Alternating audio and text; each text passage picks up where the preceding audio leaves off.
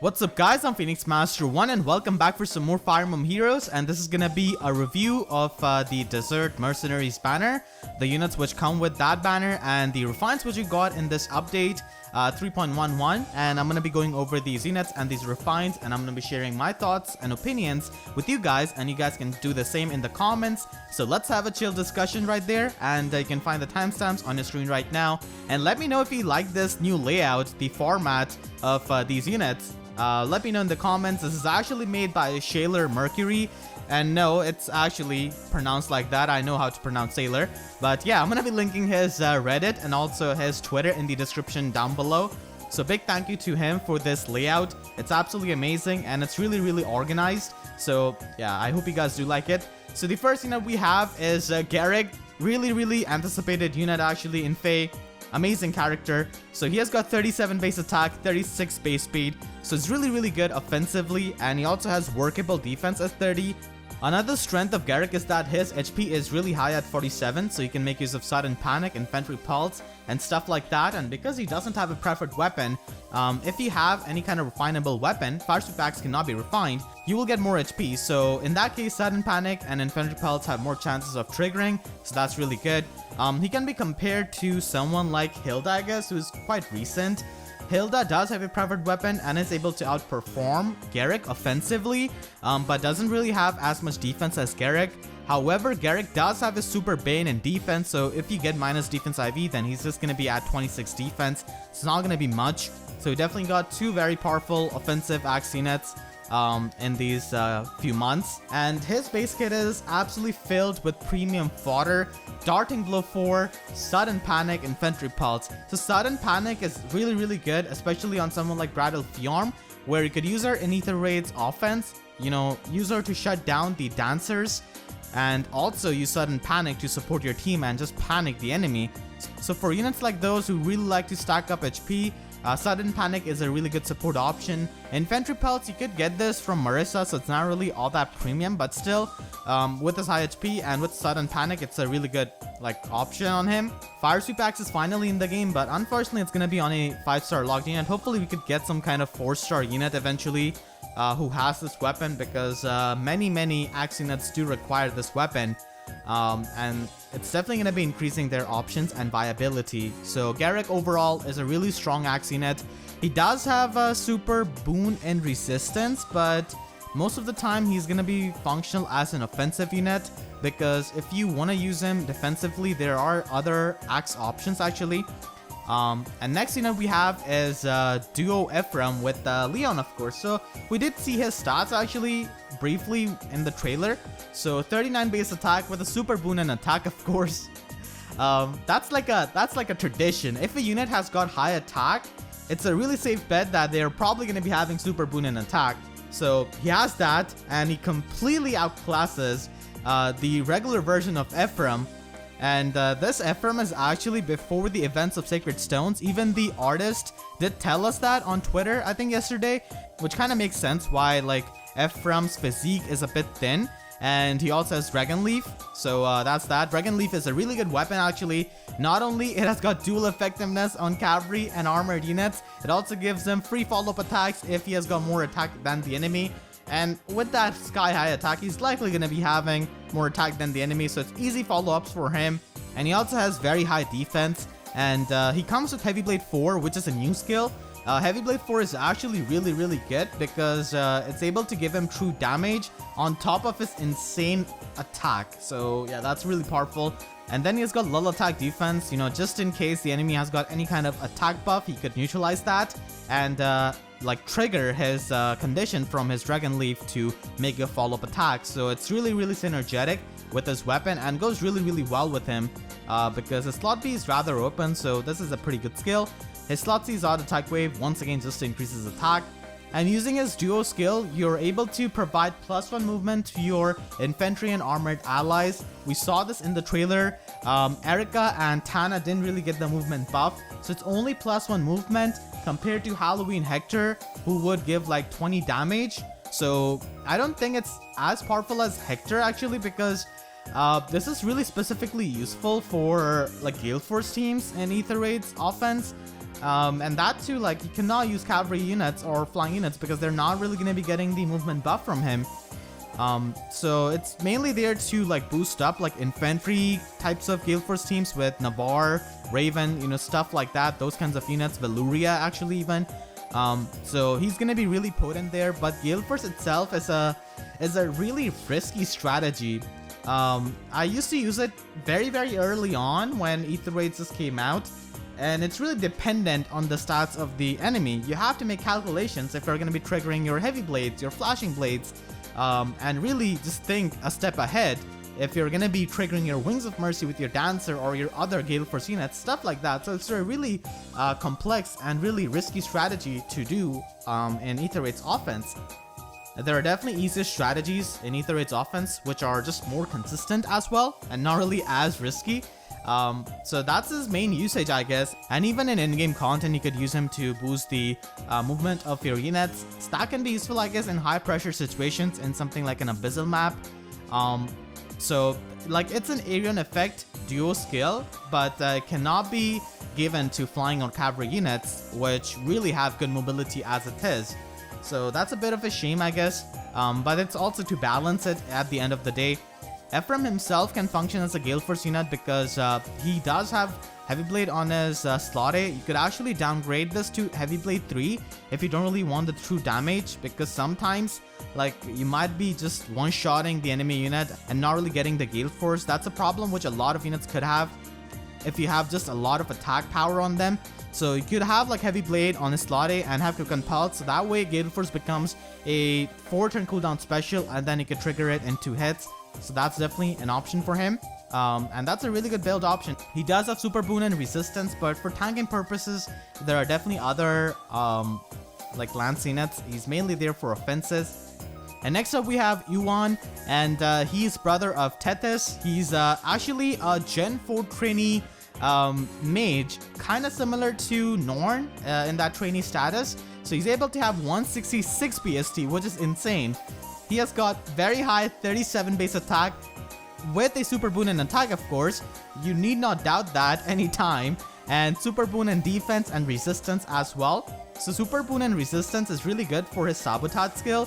And if you like get these defense Super Boon, then he can also function as a Raven Tome Mage actually, and completely just outclass someone like Leon, I guess, when it comes to being a Raven Tome Mage. So that's that. And he does have the Red Serpent Tome. So finally, we have the all kinds of Serpent Tomes available for all colors. Glacies as a special, so stance 2 and sabotage speed. And I can definitely see it being used in Ether Raid's defense for annoying the enemy. And this is definitely going to be a pretty good skill on him because he does have good resistance at 35. And with the Super Boon, it becomes 39. So his stance is fine, I guess, with his awkward speed. You could definitely use him as a mate check or as an offensive unit with a Blade Tome. You could also use him with a Raven Tome if you do get a defense boon. That's going to be definitely powerful. And he does have really good attack, so that's also a bonus. But other than that, he definitely faces competition from existing red mages. Now on paper, it does seem like he is going to be power creeping all of them, but not really. The ones which have got preferred weapons like Celica, Lilina, stuff like that, they still have their niche, and in case of someone like Lilina or Tharja, they're easily available and easily mergeable, so that's that. He's gonna be staying 5-star logged for sure. He's definitely a pretty powerful mage with high BST and can definitely function either offensively or defensively depending on what kind of IVs you get on him. And at last we have got Tethys, his sister.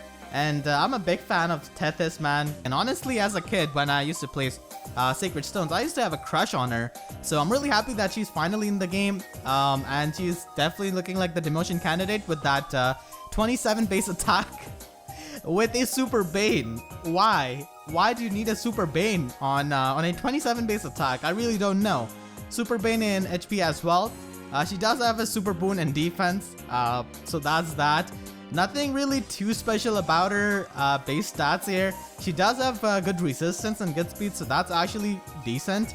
And like low attack is actually not all that bad in terms of Ether Raid's defense, because many times you actually want your dancer to have less attack so that your dancer does not get baited out by the enemy unit. So a lot of the times in higher tiers, you will see people using Fortress Defense or like Fortress Resistance on their dancers to reduce their attack, and even using minus attack dancers. If you run something like Fortress Defense on her slotted, then she's never getting baited out by any kind of unit for the most part. So that's the application, I guess, of a low attack dancer which you could use, and because she has got like high resistance, I could definitely see her being a sabotage dancer on like Aetherite's defense team. But outside of that, her main role is just gonna be dancing, and as I said, you know, you could definitely use her resistance productively with a sabotage skill or something like that. Speed Rest Bond is her slotted skill. I hope this gets available at 4-star when she gets demoted, which is definitely gonna be a sure thing, which is gonna be happening. Dagger Experience, I hope they don't have this at 4-star. Nobody needs this, actually. Nobody really cares about this skill. So that is Tethys. Unfortunately, she's not really too groundbreaking as a dancer, and she is clearly a demotion candidate. I was hoping that she might be a red mage dancer, kinda like referencing the glitch in Sacred Stones, which can allow her to use dark magic. I was hoping they would do that, but I guess not. She's just a dagger dancer. And next up, we have got Ross, who is directly added into the 3-star and 4-star pool with this update and with this banner. He has got Gen 3 trainee BST at 172 BST, so same BST as Astrum, which means that he can reach 175 BST if you just +1 merge him. So he can be a really good unit for Arena, and even outside of that, like Ross is a powerful unit. So his base kit unfortunately doesn't really have anything too useful. Fire Boost at slot A at 4-star is just pretty useless, honestly. It's not a good skill. Threat and Defense is locked to 5 stars, so it's not also useful as well. And Smite is probably the most useful skill out of his base kit, because Smite is a really good skill in Aetherite's offense, but still for that, you're just much better off using someone like Effie or Botre for the fodder, because Ross is a really good unit to make a merge project. Because he has got insane 38 base attack with an attack super boon. That's on a unit that's available in 3-star, 4-star pool, mind you. So that is extremely good. He also has 47 HP, so he's kind of like mini Garrick in a way, and obviously has a higher ceiling with merges and stuff, which is not really as easy with Garrick because he's going to be a 5-star locked unit, unlike our boy Ross here. So 47 HP, amazing. He can use Sudden Panic, Infantry Pods, Panic Ploy, stuff like that, really easily. His speed is kind of middling, but still it's workable with merges and stuff like that. His defense is pretty workable as well at base 32. His resistance is actually higher than what I was expecting at base 34, and he also has a super boon in resistance. So super boon and resistance is going to be really good for the people who want to make him into a merge project and use him in Aetherite's offense as a super tank, because he can definitely be used like that, because he's definitely going to be comparable to Libra if you go with the resistance super boon, and in that case he's just missing out on like 1 resistance point compared to Libra, and he's got way more HP than Libra, which is of course really good for avoiding panic manner. And because he's got the extra HP, he just has more bulk than Libra in that sense, and he also has way higher attack than Libra. So if you run something like Noontime or Soul, then you're going to be recovering way more HP and you just have more chances of one-shotting enemies. So that's definitely an option if you want to use him in Aetherites. I might actually make a like full unit review on Ross, because I really like Ross and Faye, and in general I do like Ross as a character. So let me know in the comments if I should do a unit review on Cormag or Ross. I could only do either one of them. You can also see like a card on your screen right now where you could vote, so I would appreciate if you could do that. So that's our boy Ross. He's extremely powerful with that base 38 attack. Definitely has a lot of potential for sure, and he can also be used as an arena bot because of his high BSC, so that's really good. And next up we have got Cormag. Man, this hurts me so much because I really like him. Man, it's really disappointing. So not only he's a Lance Flyer, which is a super oversaturated class type, his stat spread is also not something which really makes him stand out, and I will go over that in a second. So I was really hoping that he could get a preferred weapon or something, but I guess he comes with Killer Lance in Sacred Stones, so it makes sense why he's got Slaying Lance, I guess. He's got Ignis as a special, which is good. Honestly, I was thinking he might have Vengeance as a special. Dull Close, which is easily available now, but Dull Close isn't really as useful as Dull Ranged. The reason being is that there are way more like ranged threats which are very very powerful. Stuff like Ophelia, stuff like Blade Tome Mages, which you're going to be facing in Ether Raid's offense. But of course, if you don't have distant counter or any kind of way of retaliating back to those range units, then Dalclose is definitely pretty good. Defense opening is a slotsy skill, so I guess we're going to be getting opening skills hopefully on these rail units. Defense opening is a pretty decent skill. And now let's go over his stat spread, man. He is really similar to Walter, of all people, and the painful thing is that I'm saying similar, not slightly better, because Walter is probably gonna get a Weapon Refine sooner or later, and most likely sooner, because he is a Gen 1 unit as far as I remember. Like, he came before Chooser Legends 1, so he does have Cursed Lance. You might say that Cormag has got more attack and resistance than Walter, but the thing is that Walter has a preferred weapon, so that's 16 might weapon, and he also gets +2 attack and +2 speed from that weapon. So his attack is not really a problem. As for resistance, it's not really all that big of a deal because it's only like 4 extra resistance. Even Cormag's resistance isn't really anything too good. Now, you just have to ignore the Super Bane and Super Boon here on this because he's a Grail unit. They all have neutral IVs. So like Walter is gonna be getting that Weapon Refine probably soon, and he also takes like 4 damage from his weapon with Cursed Lance, so that way he has a better like way of getting into the range of stuff like Desperation and Brazen Skills, which Cormag doesn't have. Now, one thing which Cormag can do better than Walter is being a defensive Lance Flyer. Walter cannot really function as good as a defensive flyer because he's gonna be taking he's constantly gonna be taking damage because of Cursed Lance. That's not a good thing for a defensive unit. So there, like Cormag definitely has the defense, the attack, and everything for that. But if you're like thinking about like defensive stuff, then in this update itself, Tsubaki got the Weapon Refine, and Tsubaki is easily available. You are not gonna be able to. You don't have to spend Grails for him. And he does have better speed and slightly better resistance than Cormag, so that's really good for tanking purpose, and he also gets true damage from his Weapon Refine. So Cormag definitely faces competition in the defensive regard, but it's much better than being offensive because offensive Lance Flyers are plenty. So that's definitely not a like competition you want to be a part of, especially like at this point in the game when you don't have a preferred weapon. So unfortunately, like Walter and him are pretty much on the same level, but Walter is definitely going to be getting better when he gets his Weapon Refine, which he's most likely going to get. So that really pains me, and that probably pisses off Cormag as well, because he's not going to be able to take his revenge against Walter in this game, like as a unit. But definitely I'll make a theme battle against Walter at least with Cormag, so I'm happy about that. But another day, another unit that has been massacred by intelligent systems. So yeah, that's pretty unfortunate. He's also a fan favorite unit, so he's definitely gonna be joining the ranks of Har and Kanas, the fans of those units who always cry, including me actually. Like, even though I'm saying like that, it's not like he's completely unusable. If you're a big fan of him, if you're completely dedicated to him, you could definitely make him work out. It's just that he doesn't stand out, is what I'm trying to say. He doesn't really bring anything new to the table. That's basically the point of it. So if you want to build up Cormag, you definitely want to go with the defensive route. As I said, offensive like options are way too much in terms of Lance Flyers. So defensively at least, he's going to be facing less competition.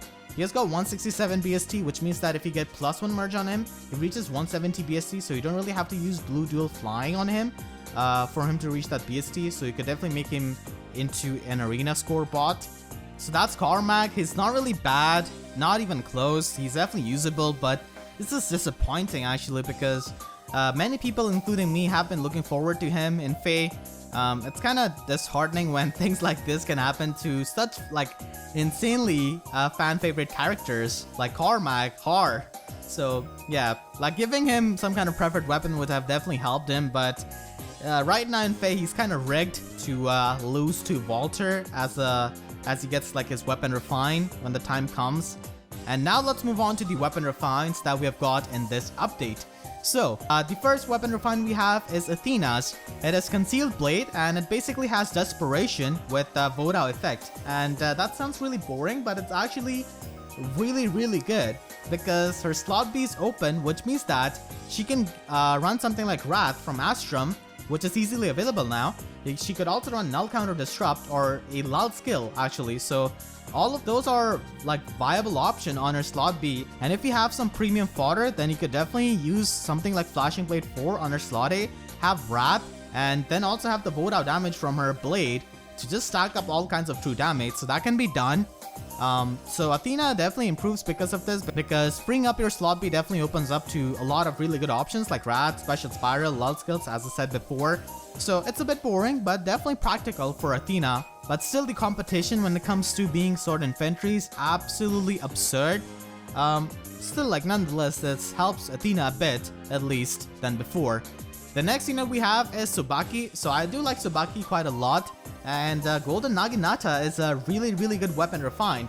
So its primary effect is really similar to Selena's weapon, which is actually pretty funny because you could marry Tsubaki to Selena to have a Calduri that looks just like Cordelia, and even Selena will say that Calduri reminds her of her mother. So that's really funny. The weapon refine effect gives him true damage if he's above 70% health, and it's not really all that hard to keep him healthy because you're probably going to be using something like Quick Riposte on him. So it's in your best interest to keep him healthy so that you can get the Quick Riposte obviously and also get the true damage. The primary effect is also really easy to trigger because even if you have a plus attack plus 10 Tsubaki, you're gonna be having 50 attack. That's really not much, and there are a lot of units easily who will be able to trigger his weapon's condition. But just in case, if you're someone who doesn't want to have the attack boon, I guess you could go with the speed boon. Even defense boon is gonna be pretty powerful, and resistance boon can be opted for if you're gonna be running distant counter on him, and if you don't want the plus attack IV. So Tsubaki is actually a pretty good defensive lance flyer now, thanks to this weapon, because it kind of solves and uses the low attack stat which Tsubaki has got, gives him true damage, which is definitely really good. And like, even if you have a plus on Tsubaki, as I said, it's not going to be very hard for you to trigger the primary effect of this weapon and get +3 to all of your stats. So definitely really solid in that regard, and he could easily run something like Soul because it does become a 2-turn cooldown special, and Ignis is going to be a really nice nuke if you run that, and Bonfire also becomes a 2-turn cooldown special, which you could trigger in a single combat if you run something like Quick Riposte. So that's definitely really good for Tsubaki, our perfectionist.